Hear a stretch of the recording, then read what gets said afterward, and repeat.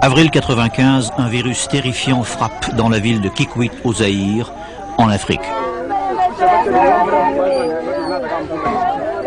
Les victimes succombent en quelques jours, des familles entières sont décimées.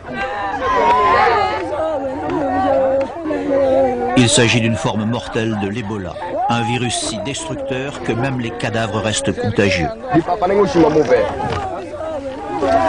Ceux qui s'en approchent doivent être aspergés de produits désinfectants, tant que les habitants de Kikwit n'ont pu se séparer de leurs morts, le pays s'est progressivement enfoncé dans l'horreur.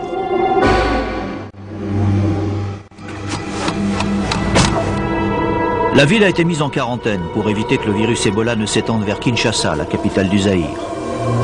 De là, le virus mortel aurait pu émigrer n'importe où dans le monde. Les premiers signes sont apparus chez quelques patients dans cet hôpital de fortune. Ils se plaignaient de migraines, de fièvre, de nausées, les symptômes courants des maladies tropicales. Rapidement, ils se mettent à vomir des déjections noires et à souffrir de diarrhées brunâtres et sanglantes. Quelque chose les dévore de l'intérieur. Les docteurs désorientés ne soupçonnent pas ce qui se prépare. Les combinaisons de protection sont arrivées très vite, mais il est déjà trop tard. Plusieurs médecins et infirmiers ont contracté la terrible maladie. Le désastre a commencé. Lorsque le virus attaque les tissus internes, la peau des patients se décolore progressivement. La chair se déchire spontanément par endroits et le sang, chargé de cellules infectées, jaillit en hémorragie impossible à endiguer. Les médecins appellent cela l'hémorragie totale. Ebola attaque tous les organes du corps humain, le cerveau, le foie, les reins. Les muscles du visage se figent comme un masque. Il n'y a aucun remède contre l'Ebola. 8 victimes sur 10 en meurent. Lorsque la mort approche, les yeux se révulsent. Les cadavres en liquéfaction répandent des quantités de sécrétions extrêmement contagieuses. Une cellule d'Ebola peut infecter et tuer sa victime en moins de 10 jours. Le personnel médical se protège avec des combinaisons en plastique fin, des lunettes et des bottes, mais cela peut se révéler insuffisant. Une infirmière a quand même contracté la maladie malgré l'équipement de protection.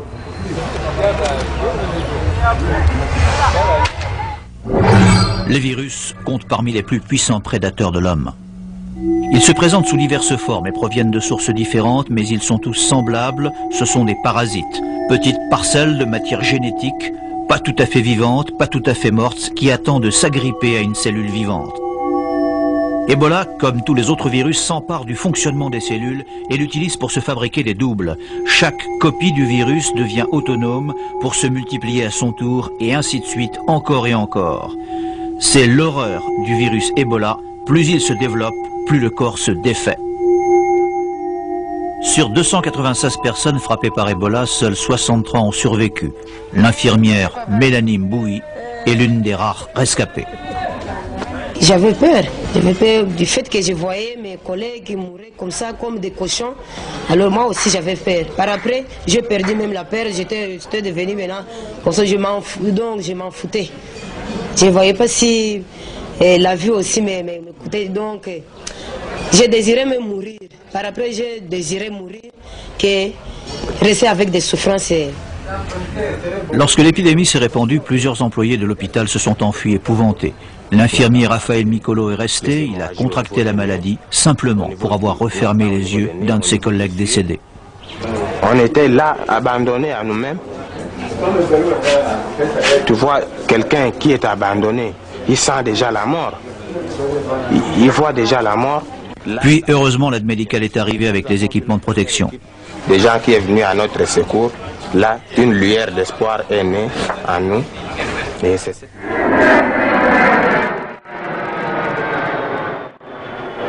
Seules quelques rares organisations sont équipées pour faire face à un virus aussi meurtrier que l'Ebola. Les experts déclarent zone rouge la région contaminée. Les équipes antivirus sont entraînées en permanence pour répondre aux menaces très rares du type Ebola. On a mis au point une civière isolante qui empêche le virus de passer d'une victime à l'autre.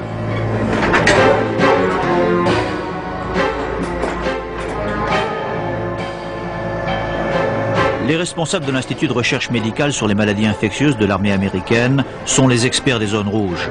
Leurs groupes d'intervention investissent les régions infectées. Ils sont équipés de combinaisons spatiales antivirales avec une réserve personnelle d'air filtré. L'équipe de l'armée américaine avait tout pour faire face aux appels au secours de Kikwit. Elle avait déjà affronté l'Ebola lors de 2 alertes en 1976 en Afrique, mais récemment, c'est aux États-Unis même que le virus avait été repéré.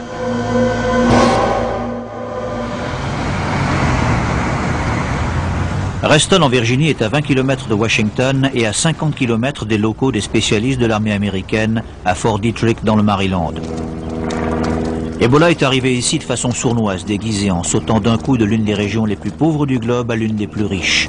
Il a atterri juste à côté de cette cour de récréation. C'est à Reston que sont généralement mis en quarantaine les singes importés comme ces macaques. Les singes doivent rester 1 mois à Reston avant d'être envoyés chez les acheteurs de toute la région. Fin 89, des douzaines de singes de Reston ont soudainement été victimes d'hémorragies mortelles.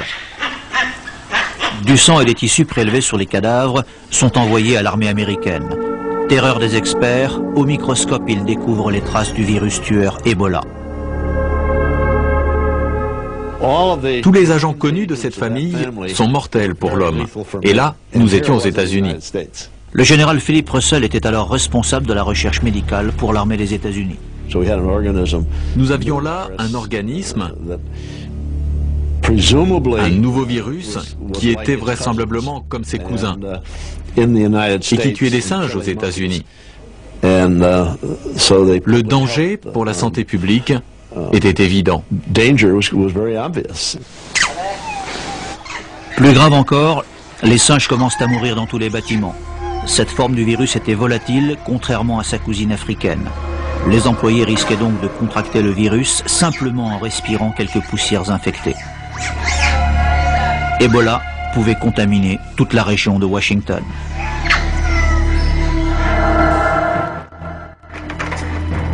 Les spécialistes de l'armée américaine n'hésiteront pas une seconde. Ils feront tuer les 500 singes et entièrement asperger leurs bâtiments de produits chimiques pour détruire toute trace de virus.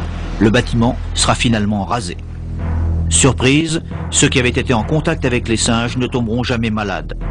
Les chercheurs vont découvrir que cette forme d'Ebola n'affecte que les singes, pas les hommes. Reste que personne ne sait vraiment pourquoi le virus de Reston n'a pas tué d'hommes cette fois-là. On peut bien constater qu'on a évité un drame. Nous avons eu beaucoup de chance. Oui. Mais un virus tueur patenté se cache ici, dans la jungle du Zaïre. Oui, mais où ?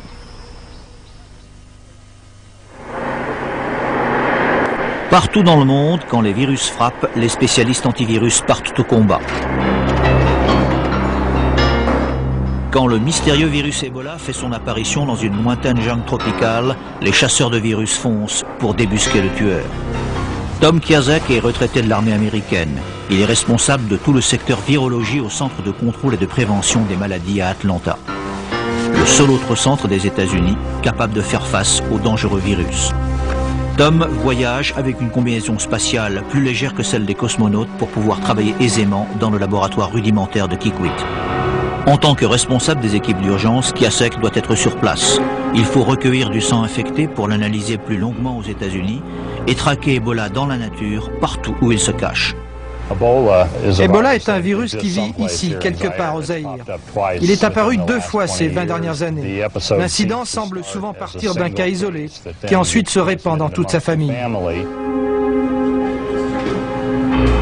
À partir de l'exemple de Kikwit, les virologues Don Noah de l'équipe de Kiasek et Thierry Mertens de l'Organisation mondiale de la santé à Genève vont pouvoir reconstituer le tracé de l'épidémie. Ici, 33 contaminations par la même personne. Les enquêteurs doivent d'abord identifier la première victime du virus, appelée le cas initial. Les chercheurs, eux, doivent découvrir où se cache Ebola dans la nature avant ses rares manifestations.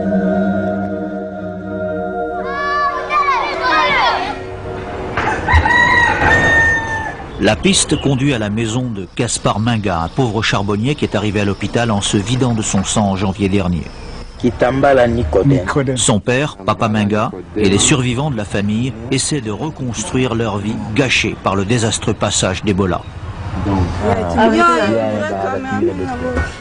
Voici des photos de Gaspard, debout à droite sur ce cliché.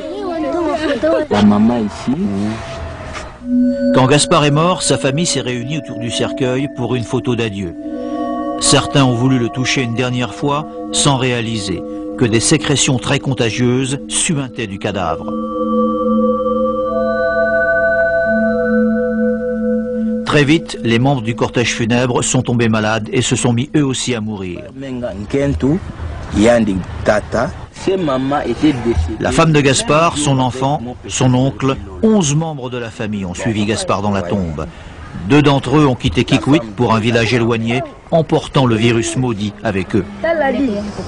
Le souvenir de ce cauchemar obsède les Menga. Pire, les voisins terrifiés menacent de faire brûler leur maison. C'est juste là. On a fait un... Alors pourquoi Gaspard Menga? Où est-il allé? Qu'a-t-il rencontré dans la forêt?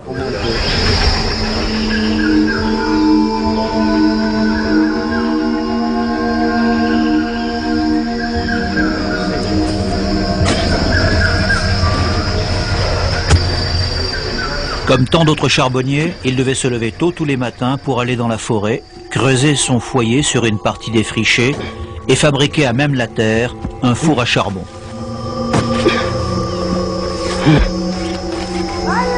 C'est ici, quelque part, que le virus Ebola l'a frappé. Comme tous les virus, Ebola possède un habitat naturel. Les chercheurs pensent qu'il parasite un animal sans le rendre malade. C'est seulement lorsque le virus quitte son hôte qu'il devient dangereux. Question, quel animal héberge Ebola? Un insecte peut-être qui aurait sucé le sang de Menga pendant qu'il travaillait? Un rongeur qui l'aurait mordu? Ou un gibier que Gaspard aurait tué et mangé? Ça peut être n'importe où, n'importe quoi. Nous ne savons pas. Nous ne savons pas. La chasse à l'animal porteur qui pourrait héberger Ebola se concentre sur la forêt proche du trou à charbon de Gaspard. Les insectes sont les principaux suspects. Voici le capitaine Russ Coleman de l'armée américaine et le docteur Paul Reiter, entomologiste britannique, qui dirige les recherches. Reiter a inventé toute une panoplie d'instruments pour attraper les moustiques et autres insectes suceurs. Les insectes sont attirés dans ces pièges par des blocs de glace. En fondant, la glace dégage du gaz carbonique, exactement comme le fait l'homme. C'est ce qui attire les moustiques. Les équipes relèvent les pièges tous les matins dans une douzaine d'endroits différents. Les pièges sont suspendus à différentes hauteurs pour capturer aussi les insectes qui volent en altitude. Il nous faut de toute façon trouver un moyen de placer nos pièges plus haut. Vous avez une idée? Peut-être en grimpant aux arbres? En fait, on leur a demandé de nous amener des équipements pour grimper. S'ils ont des ceintures et des crampons, je n'hésiterai pas à essayer. Tant que c'est toi, c'est bon.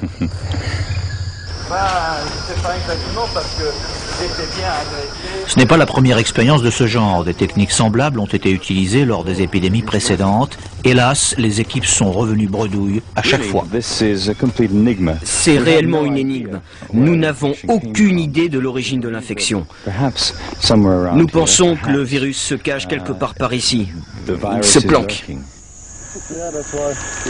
Une seconde équipe spécialisée dans les mammifères travaille aussi dans la forêt. Certains des animaux capturés font partie d'espèces inconnues.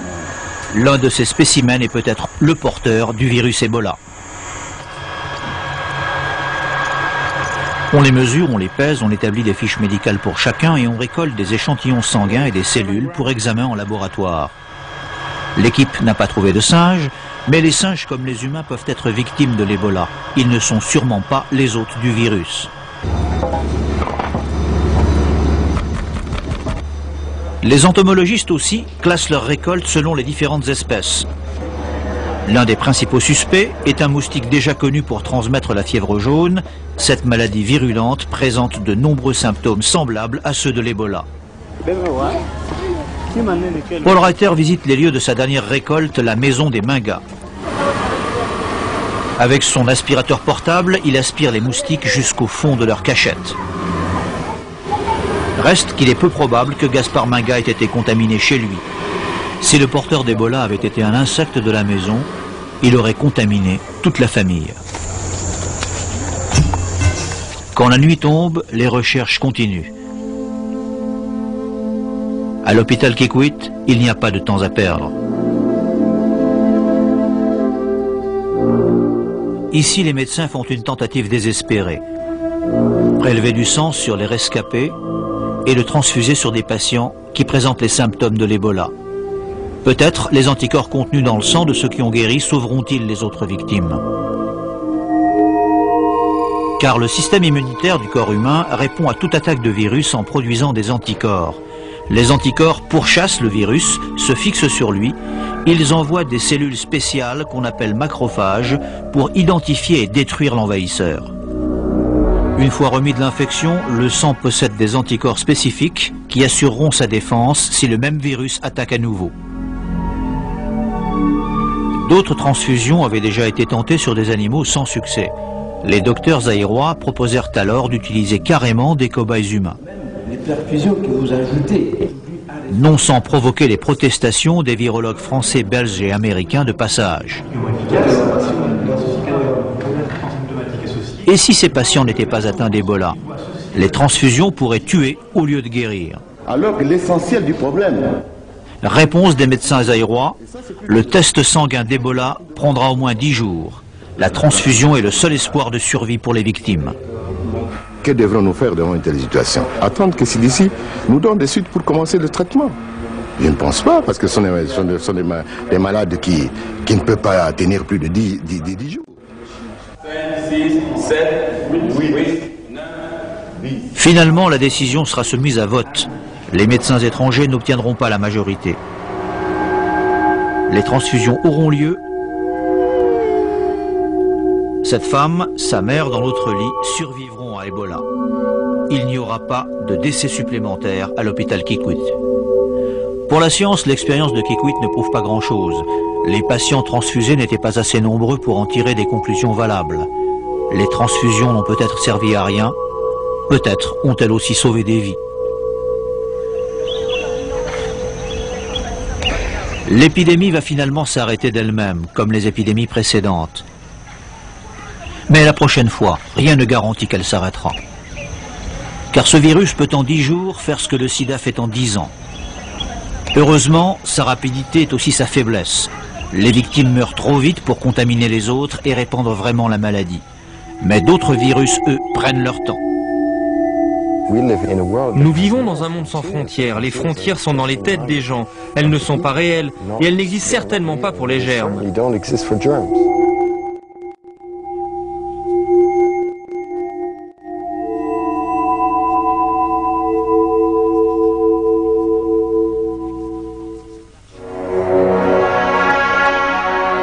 Les virus, leur menace est présente partout dans le monde, partout.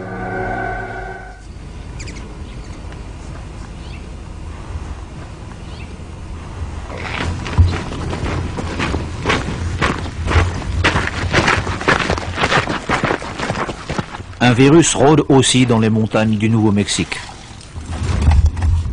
Celui-là, on va le ramener au labo, on va l'emballer et on l'examinera de près. Car un virus presque aussi dangereux que l'Ebola est apparu dans le sud-ouest américain. Cette souris est l'un des mammifères américains les plus répandus, mais elle est porteuse d'une forme de l'hantavirus, un virus sans danger pour la souris, mais mortel pour l'homme. C'est une nouvelle, celle-là. Nous ne l'avions jamais attrapée auparavant. Elles sont très prolifiques.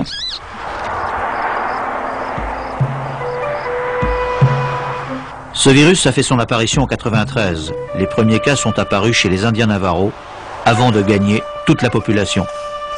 Les premiers mois, plus de 20 personnes ont trouvé la mort. Mon nom est Otis Hall et je suis la personne la plus âgée qui ait été victime de l'hantavirus. Mais je m'en suis sortie. Après 3 semaines dans le coma, Otis a miraculeusement survécu. Attaqué par l'hantavirus, ses poumons s'étaient remplis de liquide. Écoutez le journal de cette terrible épreuve tenue par ses filles. Mère souffle des bulles de sang, c'est effrayant. Sa pression sanguine a radicalement changé. Nous ne savons pas d'où viennent ces caillots de sang. Une crise cardiaque ou peut-être une attaque. Otis a contracté la maladie de la même façon que les autres, en faisant son ménage ici, dans son ranch.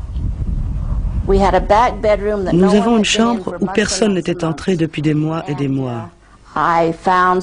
Et j'y ai retrouvé quelques squelettes de souris que j'ai aspirés avec mon aspirateur. C'est cette chambre qui m'a transmis le virus. Ici même. Le virus vit dans l'intestin des souris et il est rejeté avec leurs excréments et leur urine. Le simple fait de passer l'aspirateur ou de balayer transforme le virus en poison volatile qui attaque les poumons à chaque respiration. Il paraît que j'avais 20 tubes qui me rentraient partout dans le corps en même temps. Ils m'ont transfusé 5 litres de sang. Il paraît que j'ai pris 14 antibiotiques différents afin d'obtenir quelque chose. La guérison d'Otis Hall est exceptionnelle. Il n'y a pas de traitement ni de vaccin pour le syndrome pulmonaire de l'hantavirus. Il tue à peu près 60% de ses victimes. À 3000 km de là, près de New York, le docteur Robert Scheuch se trouve lui aussi confronté aux ravages de l'hantavirus. Voici Verrod Thompson, jardinier examiné au SAMU de Southampton. Verrod est arrivé dans un tel état qu'on n'a rien pu faire. C'est une des choses les plus accablantes qu'il m'ait été donné de voir.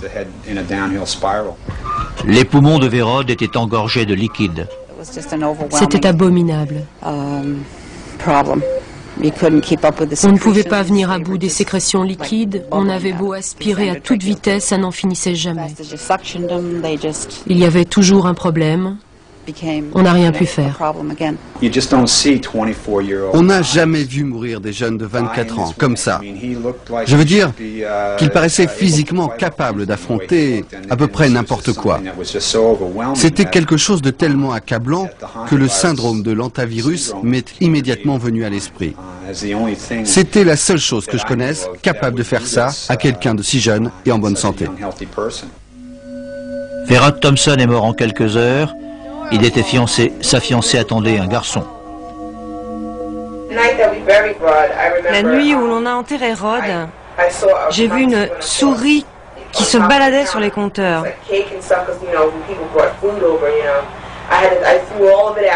J'ai débarrassé toute la nourriture.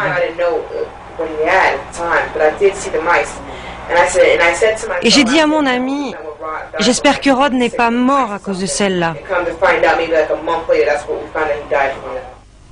Vrai, les souris porteuses du virus sont partout dans le pays.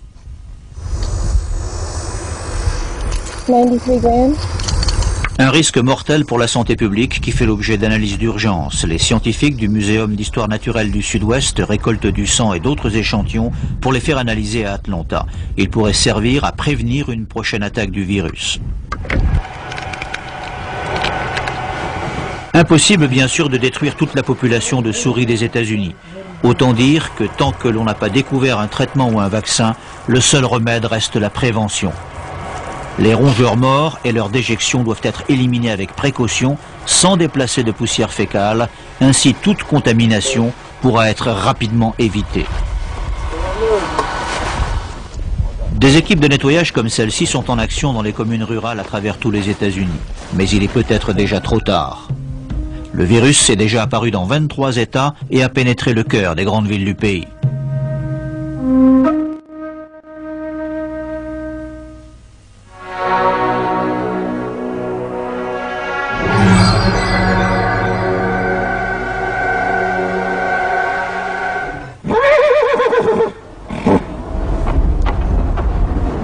Dans les écuries de Victory aux alentours de Brisbane en Australie, les pur sang de tous les pays sont préparés, soignés pour les courses. Personne n'aurait pu prévoir qu'un virus meurtrier allait s'abattre sur cette paisible bourgade. En septembre 1994, le tueur est entré dans cette écurie. Je n'avais jamais vu un truc comme ça, c'était vraiment terrifiant, terrifiant. En examinant les chevaux, le vétérinaire Peter Reid a découvert quelque chose qu'il n'oubliera jamais. Les chevaux écumaient par la bouche, leurs poumons se remplissaient de sang et de liquide. Je n'avais jamais vu un tel nombre de chevaux contaminés. Le fait qu'ils soient tous tombés malades en même temps et certains des symptômes qu'ils développaient, je n'avais jamais vu ça, non. Jamais à un tel niveau. La mystérieuse maladie a agi très rapidement et de façon radicale. En quelques jours, 14 chevaux sont morts. Le propriétaire des écuries, Vic Rail, présenta peu de temps après les mêmes symptômes que les chevaux. Il mourut en moins d'une semaine.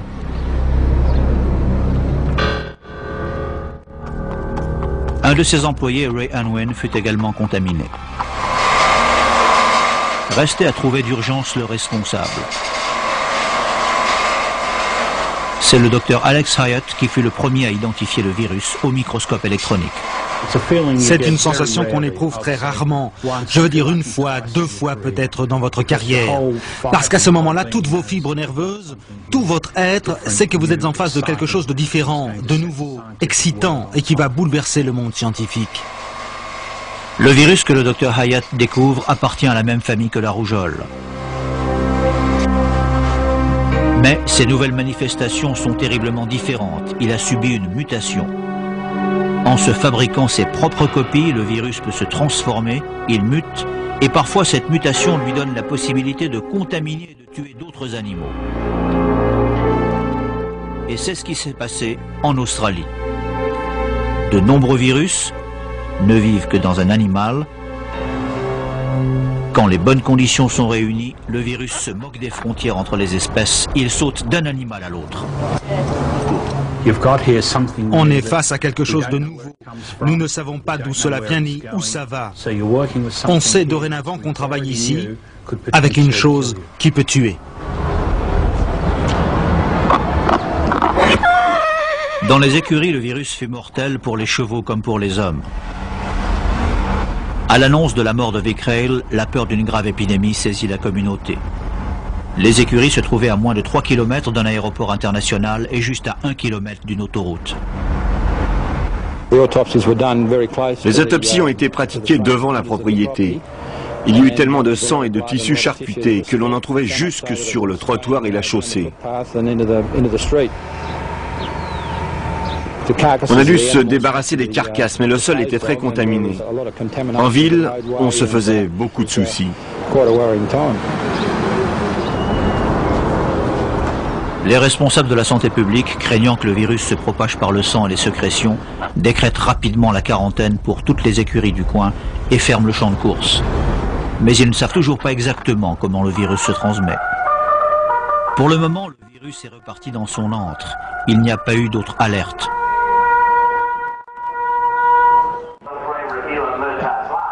Les courses sont reparties de plus belle à Brisbane, mais personne n'est prêt à parier que le virus tueur ne reviendra pas.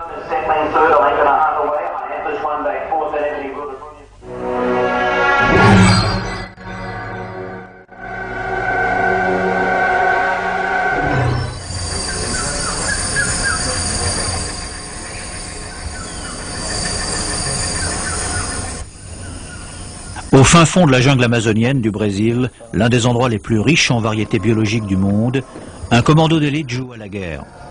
Par exemple, comment piéger l'ennemi.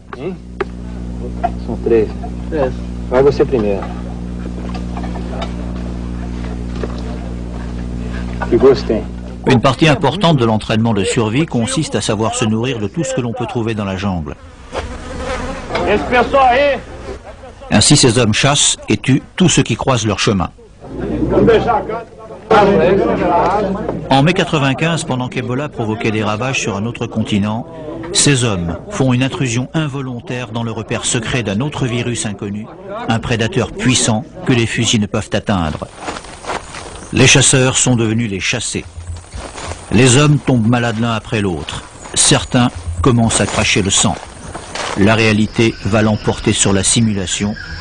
Les malades seront conduits d'urgence dans un hôpital de Manaus. Le premier que nous avons examiné est mort avec de graves hémorragies aux poumons. Quand mon collègue est mort, J'ai eu très peur. Et j'ai pensé que j'allais mourir moi aussi. Cet officier a été mis en quarantaine à l'hôpital de Sao Paulo, l'une des villes les plus peuplées du monde. J'ai pensé à tout. J'ai même pensé à Ebola.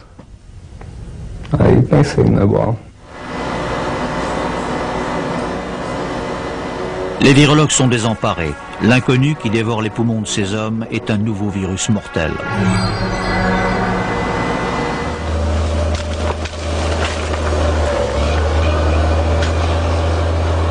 Et la menace se propage. Dans cette ville frontière, de pauvres immigrants ont défriché quelques lopins de terres agricoles dans la jungle.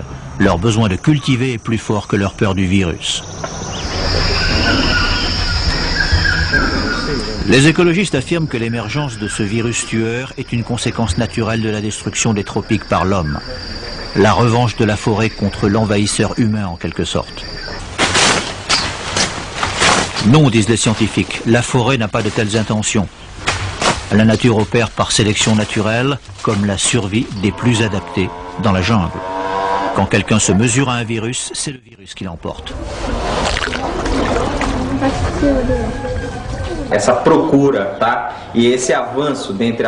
Vous savez, le problème, c'est que tant que les gens continueront à s'enfoncer dans la forêt, eh bien, ils ramèneront de nouvelles maladies. Et ceux qui ont besoin d'avancer dans la forêt pour vivre n'ont pas d'autre choix que d'affronter le virus. Qui n'a pas peur? Tout le monde a peur. Mais on doit travailler dans la forêt.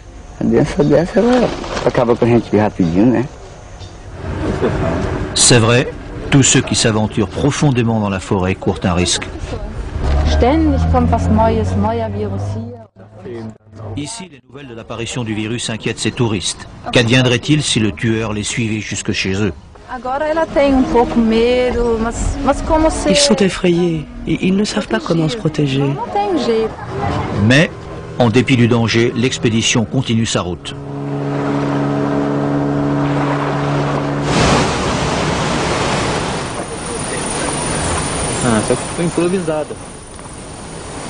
Pour résoudre le mystère de ce nouveau virus, les chercheurs de l'Institut Chagas au Brésil passent le feuillage de la forêt au peigne fin à la recherche d'indices.